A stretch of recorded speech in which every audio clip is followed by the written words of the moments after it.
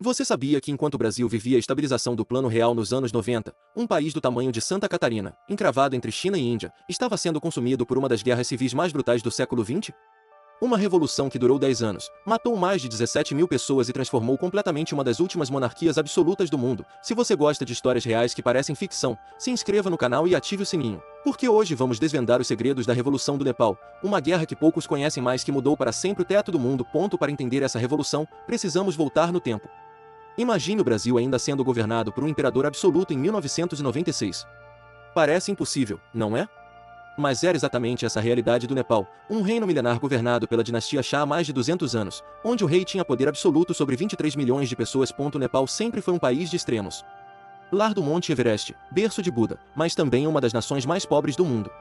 Em 1996, enquanto aqui no Brasil discutíamos as privatizações do governo FHC, lá 80% da população vivia na pobreza extrema, sem acesso à energia elétrica, água potável ou educação básica. Aqui vai um dado que vai chocar você. Em 1996, o Nepal tinha um PIB per capita menor que o do Haiti.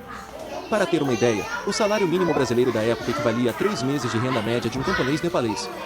Era literalmente um país medieval no final do século XX. O sistema de castas do Nepal era ainda mais rígido que o da Índia.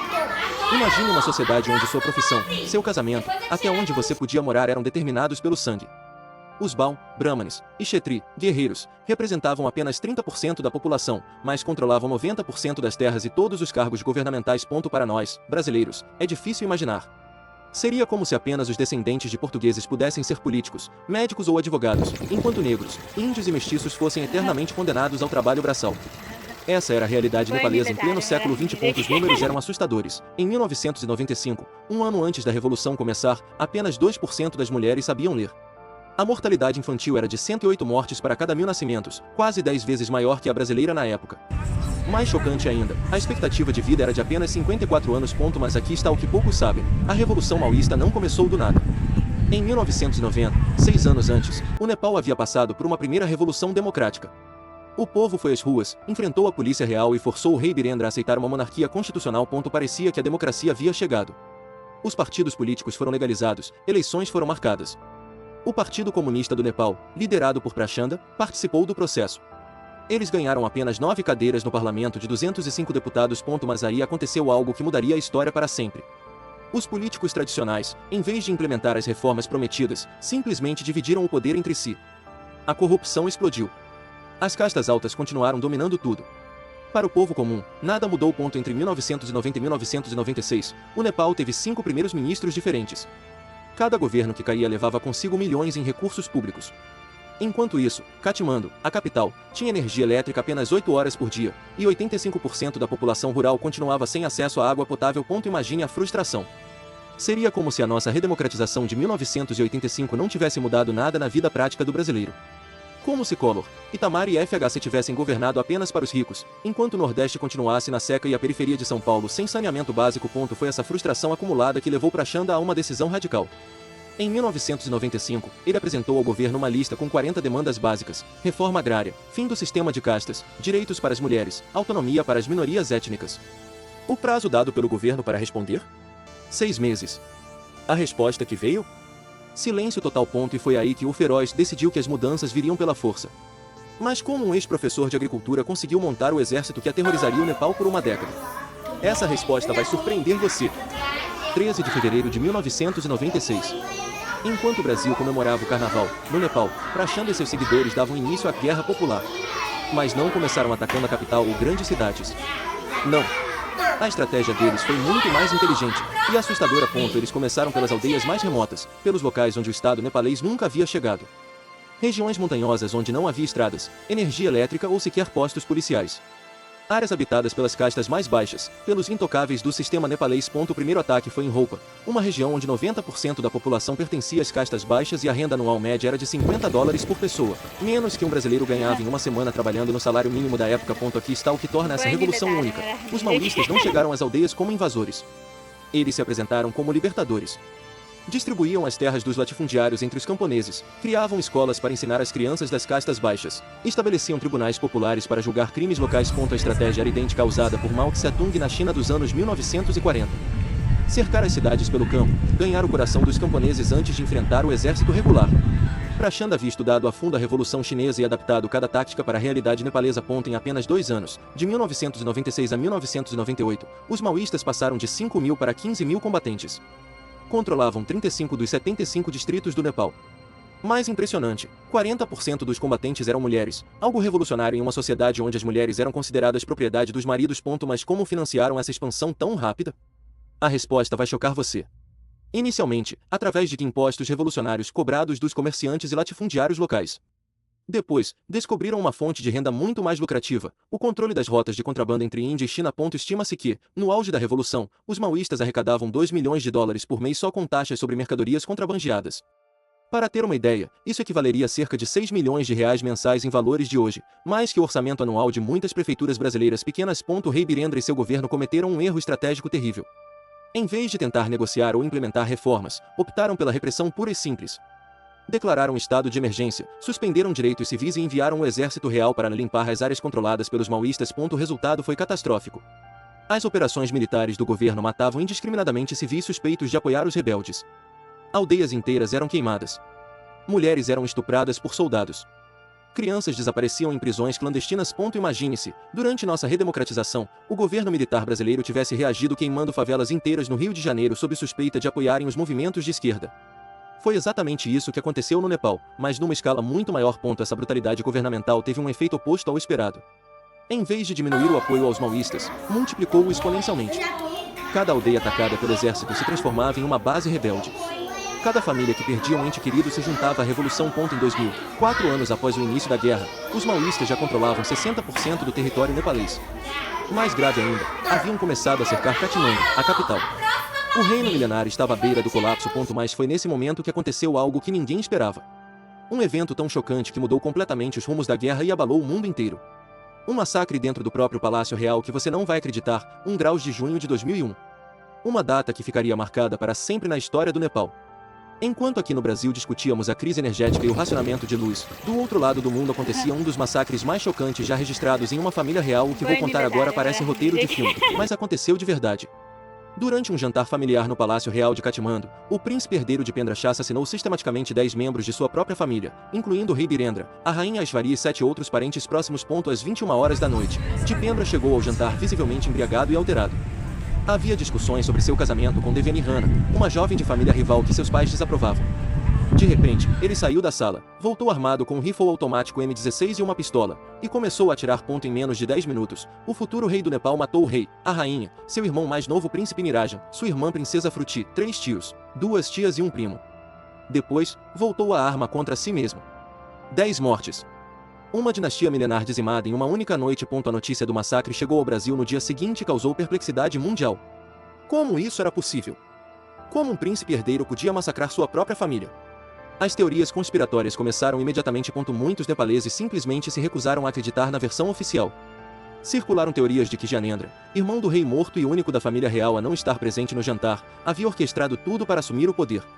Outras teorias apontavam para uma conspiração dos próprios maoístas. Mas aqui está a verdade que poucos conhecem: o massacre do palácio foi o melhor presente que os maoístas poderiam ter recebido. Rei Birendra, apesar de autoritário, tinha certa legitimidade popular. Era visto como uma figura paterna, alguém que mantinha a unidade nacional. Gyanendra, que assumiu o trono após o massacre, era exatamente o oposto. Arrogante, ganancioso e completamente desconectado do povo. Em seus primeiros meses como rei, aumentou os gastos do palácio em 300%, enquanto o país sangrava na guerra civil. Para vocês terem uma ideia, em 2002, um ano após assumir o poder, Gyanendra gastou $15 milhões em reformas no Palácio Real. Isso equivalia ao orçamento anual de saúde de todo o país. Era como se, durante nossa crise do apagão, o presidente brasileiro gastasse bilhões em reformas no Palácio da Alvorada. Mas o erro mais grave de Gyanendra veio em 2005. Convencido de que podia derrotar os maoístas sozinho, ele deu um golpe contra sua própria democracia. Dissolveu o parlamento, demitiu o governo, prendeu líderes políticos e assumiu poderes absolutos. A reação foi imediata e devastadora. Os partidos políticos tradicionais, que até então combatiam os maoístas, se aliaram aos revolucionários contra o rei. Estudantes foram às ruas em Katmandu. A classe média urbana, que sempre apoiara a monarquia, virou as costas para Gyanendra. Em abril de 2006, mais de 500 mil pessoas marcharam em Katmandu exigindo o fim da monarquia absoluta. Era como se toda a população de Brasília saísse às ruas simultaneamente. O país estava literalmente parado. Escolas fechadas, comércio paralisado, aeroporto bloqueado. Foi aí que aconteceu algo histórico. Prachanda, o líder maoísta, fez uma jogada política genial. Em vez de tentar tomar o poder pela força, anunciou que os maoístas apoiariam uma nova democracia multipartidária, desde que a monarquia fosse completamente abolida. Em 21 de novembro de 2006, depois de 10 anos de guerra civil e 17 mil mortos, foi assinado o Acordo de Paz Abrangente. Os maoístas saíam da clandestinidade, entregavam suas armas e se transformavam em partido político legal. Mas será que a paz realmente chegou ao Nepal? E qual foi o destino final do último rei? A conclusão dessa história extraordinária vai surpreender você completamente. Dezembro de 2006. Depois de uma década de guerra que devastou o Nepal, Prachanda desceu das montanhas para Katmandu não como um guerrilheiro fugitivo, mas como líder de um dos maiores partidos políticos do país. A transformação era impressionante. O feroz agora usava terno e gravata. Mas a verdadeira surpresa veio nas eleições de 2008. O Partido Comunista do Nepal, maoísta, que em 1991 havia ganhado apenas 9 cadeiras, agora conquistou 229 dos 575 assentos na Assembleia Constituinte. Prachanda, o ex-professor que havia pegado em armas, tornou-se o primeiro-ministro do Nepal republicano. Para vocês terem dimensão da mudança, em 2008, pela primeira vez na história milenar do Nepal, uma mulher dalit, intocável, foi eleita deputada. Mulheres ocuparam 33% dos assentos na Assembleia, um percentual maior que o do Congresso brasileiro atual. As castas baixas, que antes nem podiam entrar nos templos, agora faziam leis. Em 28 de maio de 2008, a Assembleia Constituinte votou pela abolição da monarquia por 560 votos a favor e apenas 4 contra. Gyanendra, o último rei do Nepal, teve 15 dias para deixar o Palácio Real. Uma dinastia de 240 anos chegava ao fim. A cena foi patética e simbólica. Gyanendra saiu do palácio em um carro comum, levando apenas bagagens pessoais. O homem que um dia controlou 23 milhões de pessoas agora era apenas um cidadão comum. Hoje ele vive como empresário em Katmandu, dono de hotéis e praticamente esquecido pela história. Porém, governar é muito mais difícil que fazer revolução. Prachanda descobriu isso rapidamente. As promessas de transformação radical esbarraram na dura realidade econômica. O Nepal continuava sendo um dos países mais pobres do mundo, agora devastado por uma década de guerra civil. Os desafios eram imensos. 100 mil pessoas deslocadas pela guerra, 17 mil mortos, infraestrutura destruída, economia arrasada. O PIB do Nepal em 2008 era menor que o de 1996, antes da revolução começar. Era preciso reconstruir tudo do zero, mas com que recursos? Um dos maiores problemas foi o que fazer com os 20 mil ex-combatentes maoístas. Eles haviam passado uma década nas montanhas, pegando em armas. Como reintegrá-los à sociedade civil? Muitos não sabiam ler nem escrever. Outros só conheciam a vida militar. O processo de desarmamento custou 58 milhões de dólares, dinheiro que o Nepal não tinha. A comunidade internacional teve que bancar. Cada ex-combatente recebeu 500 dólares para começar uma nova vida. Parece pouco, mas representava 10 vezes a renda anual média de um camponês nepalês. Para nós, brasileiros, é como se tivéssemos que reintegrar 20 mil ex-guerrilheiros das Farc colombianas na nossa sociedade, dar emprego, casa, educação. Imaginem a complexidade social e política disso. Foi exatamente esse desafio que o Nepal enfrentou. Mas os problemas não pararam aí. O próprio Prachanda durou apenas 9 meses no poder. Renunciou em 2009 por divergências com o presidente sobre o comando do exército. O Nepal entrou em uma crise política crônica. Entre 2008 e 2017, teve 10 primeiros ministros diferentes. A ironia é cruel. O país que havia feito uma revolução para acabar com a instabilidade política se tornou ainda mais instável. Era como se o Brasil pós-redemocratização tivesse um presidente novo a cada 6 meses. A democracia havia chegado, mas funcionar direito era outra história. As contradições eram gritantes.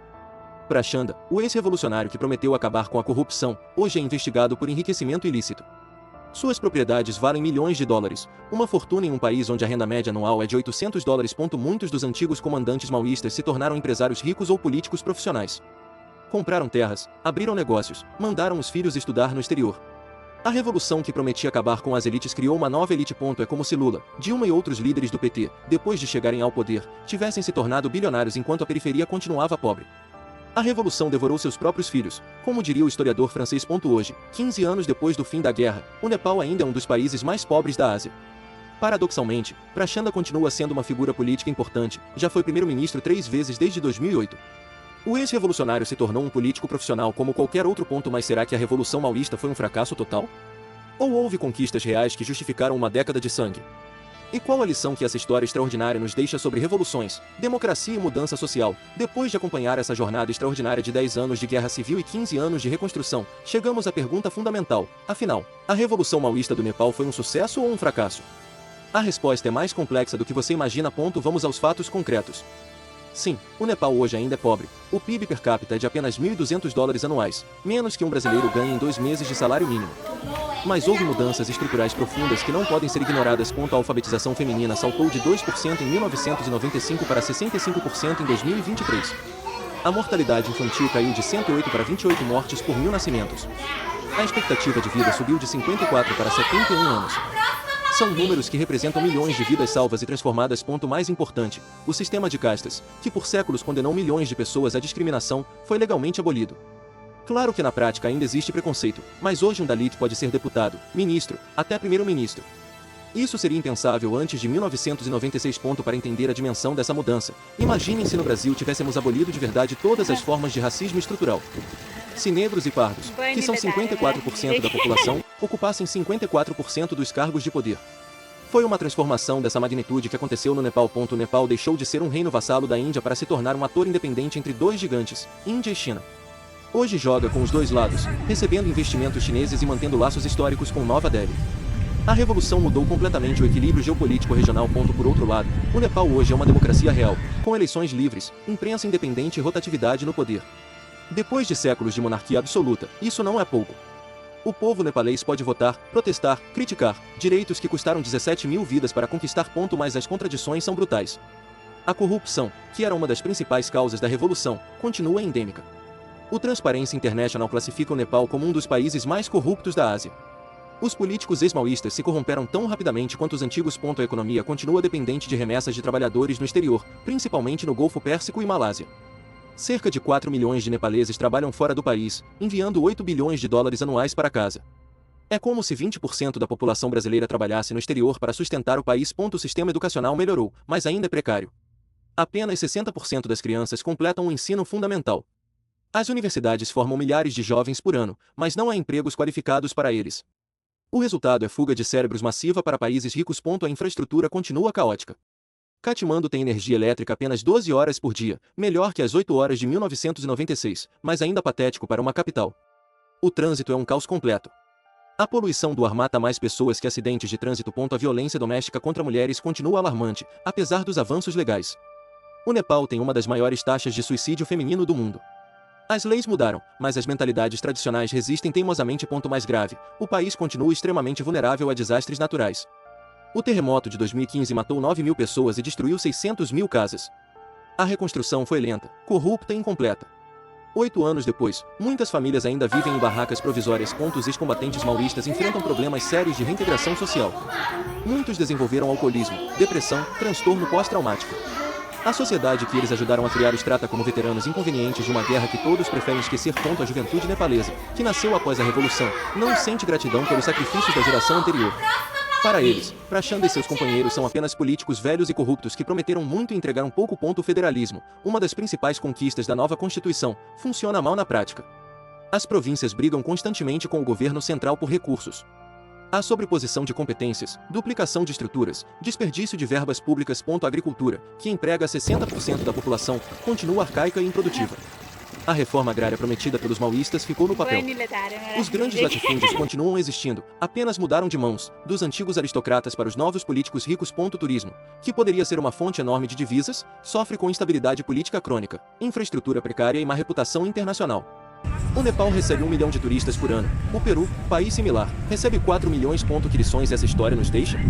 Primeira, revoluções são mais fáceis de fazer do que de completar. Derrubar um regime é uma coisa, construir algo melhor é infinitamente mais complexo. Segunda lição, mudanças sociais profundas levam gerações para se consolidar. O fim legal do sistema de castas não acabou com séculos de preconceito da noite para o dia. Para nós, brasileiros, a história do Nepal oferece uma reflexão poderosa. Quantas vezes não ouvimos que só uma revolução resolveria nossos problemas? O Nepal nos mostra que revoluções criam tanto problemas quanto soluções. A verdade é que não existe fórmula mágica para o desenvolvimento. Nem revolução armada, nem democracia liberal, nem capitalismo selvagem, nem socialismo puro conseguem sozinhos tirar um país da pobreza e da injustiça. A experiência nepalesa nos ensina isso de forma brutal e definitiva. O Nepal de hoje não é o país perfeito que os maoístas prometeram construir em 1996. Mas também não é mais o reino medieval e injusto que existia antes da revolução. É um país em construção, com avanços e retrocessos, conquistas e frustrações, como a maioria das nações em desenvolvimento. A revolução conseguiu quebrar estruturas sociais milenares que pareciam imutáveis. O sistema de castas, que condenava milhões à discriminação perpétua, foi legalmente abolido. Mulheres conquistaram direitos políticos e sociais impensáveis no regime anterior. Minorias étnicas ganharam voz e representação política. Mas essas conquistas vieram a um preço altíssimo: 17 mil mortos, economia devastada, infraestrutura destruída, trauma social profundo. A pergunta que fica é: seria possível alcançar mudanças similares por meios pacíficos? A experiência de países como Costa Rica e Botswana sugere que sim, mas em contextos completamente diferentes. Nepal também nos ensina sobre os perigos da revolução permanente. Quando um movimento se acostuma à luta armada, à clandestinidade, à polarização extrema, é difícil fazer a transição para a política democrática normal. Muitos ex-combatentes maoístas nunca se adaptaram completamente à vida civil. A corrupção dos líderes revolucionários é outro alerta importante. Prachanda e seus companheiros, que prometeram acabar com as elites, simplesmente se tornaram a nova elite. É um padrão que se repete em várias revoluções pelo mundo, da Rússia soviética à Nicarágua sandinista. Para nós, brasileiros, há paralelos interessantes. Nosso país também viveu uma transição democrática, embora pacífica, nos anos 80. Também enfrentamos problemas de corrupção política, desigualdade social, infraestrutura precária. A diferença é que não precisamos de uma guerra civil para conquistar eleições livres. A experiência nepalesa questiona narrativas simples sobre revolução e mudança social. Não é verdade que o povo sempre sabe o que é melhor para si. Não é verdade que a violência revolucionária sempre se justifica pela causa. Não é verdade que derrubar o sistema automaticamente cria algo melhor. Por outro lado, também não é verdade que reformas graduais sempre funcionam ou que a estabilidade política vale qualquer preço social. O Nepal pré-1996 era estável, mas profundamente injusto. Milhões de pessoas viviam em condições desumanas enquanto uma pequena elite acumulava riqueza e poder. A revolução maoísta forçou mudanças que provavelmente levariam décadas para acontecer naturalmente, se é que aconteceriam. O sistema de castas poderia ter durado mais um século sem pressão revolucionária. As mulheres dalits poderiam nunca ter conquistado direitos políticos básicos. Mas o custo humano foi brutal. Cada uma das 17 mil vítimas tinha família, sonhos, potencial de contribuir para a sociedade. Quantos professores, médicos, engenheiros, artistas morreram nessa guerra? Quantos órfãos cresceram sem pais? Quantas viúvas ficaram na miséria? Esses custos raramente aparecem nas análises políticas. A situação geopolítica do Nepal também influenciou profundamente o conflito. Um país pequeno e pobre, espremido entre duas potências nucleares, tem poucas opções estratégicas. A revolução foi, em parte, uma tentativa de afirmar independência nacional frente à influência indiana excessiva. Hoje, o Nepal joga diplomaticamente entre China e Índia, tentando maximizar benefícios econômicos de ambos os lados. É uma estratégia arriscada, mas compreensível para um país que depende completamente de seus vizinhos gigantes para acesso ao mar e comércio internacional. A questão ambiental também é crucial. O Nepal abriga parte do Himalaia, região vital para o clima global e fonte de água para 2 bilhões de pessoas na Ásia. As mudanças climáticas ameaçam geleiras e ecossistemas únicos. Uma revolução política serve de pouco se o país se tornar inabitável por questões ambientais. O papel da comunidade internacional foi ambíguo durante todo o conflito. Índia e Estados Unidos apoiaram inicialmente o governo real, fornecendo armas e treinamento militar. China manteve-se neutra, mas simpatizava ideologicamente com os maoístas. Europa ficou dividida entre direitos humanos e estabilidade regional. Essa ambiguidade internacional prolongou o conflito e dificultou negociações de paz. Quando potências externas apostam em lados diferentes de uma guerra civil, a tendência é escalada e prolongamento da violência. Foi o que aconteceu no Nepal, como em tantos outros conflitos pelo mundo. A lição final é sobre expectativas realistas em relação à mudança social. Revoluções não são varitas mágicas.